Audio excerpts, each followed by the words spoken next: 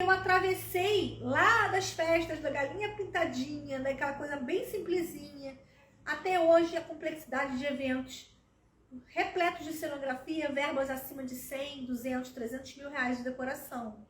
Então, assim, existe uma trajetória desse ponto até esse ponto aqui.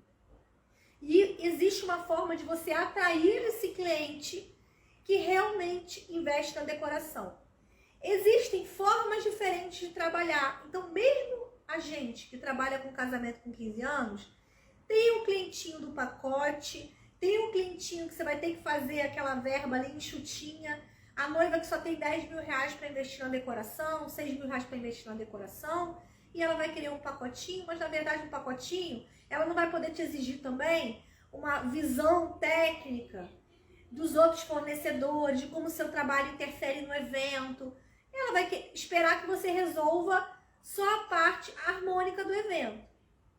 Então, na verdade, hoje, se eu fosse começar do zero, tá?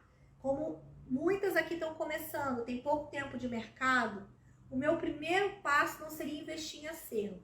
O meu primeiro passo seria definir qual é o público que eu quero atender.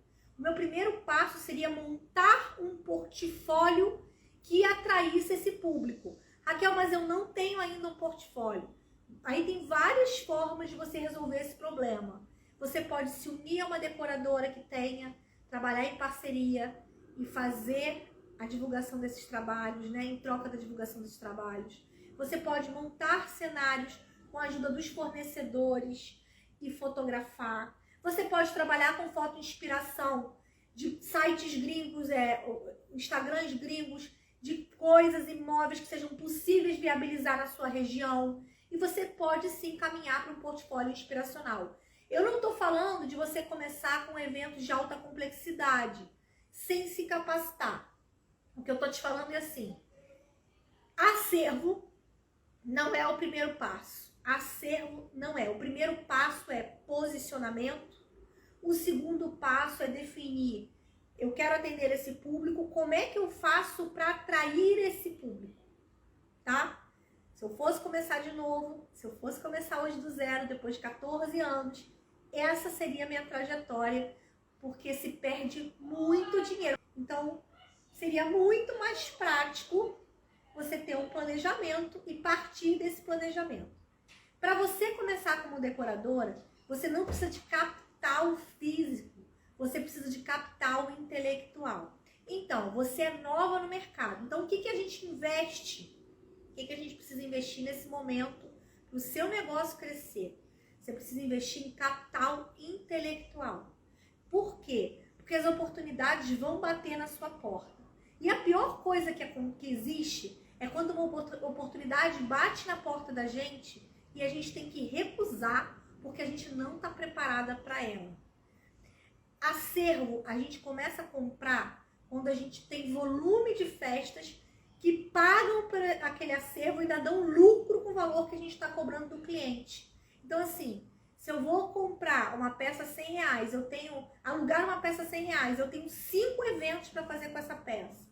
E eu estou cobrando nessas peças, 150 do cliente, eu vou comprar essa peça, de repente, por 150, mas eu tenho 5 eventos, eu vou ter lucro em cima dessa peça, um aluguel para cada cliente.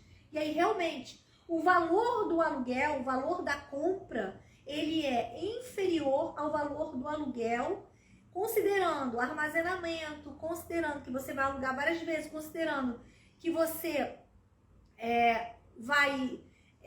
se precisar repor, você vai poder alugar, comprar outra, né? Então, o valor do aluguel, ele tem que ser inferior ao valor da compra, mais o número de festas que você vai ter, né? Para diluir isso aí. E o valor de armazenamento disso. Porque quando é uma peça, 2, 3, tudo bem, mas quando você começa a ficar com a casa lotada, você tem que ter um aluguel de espaço para guardar o teu acervo, tá bom? Então, eu estou convidando vocês a refletirem em alguns pontos que, para quem está começando, não parece um monstro. Mas à medida que a empresa cresce, são coisas que vão esgotando você, que vão te cansando.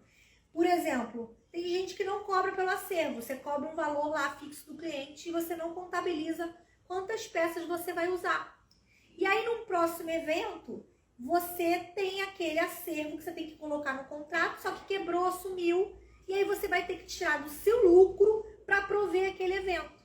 Então já começa a não ficar interessante. Você começa a trocar trabalho por acervo.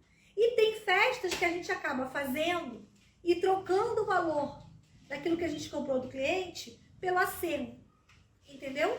A casa vai ficando lotada, vai ficando insuportável. Então tá na hora de revisar o preço que você está cobrando dentro da tua proposta, dentro do teu pacote, pelo seu acervo, porque esse preço tem que contabilizar um local para você armazenar suas coisas. Você não pode abrir mão, Andréia, da sua qualidade de vida, tá? Isso não pode fazer.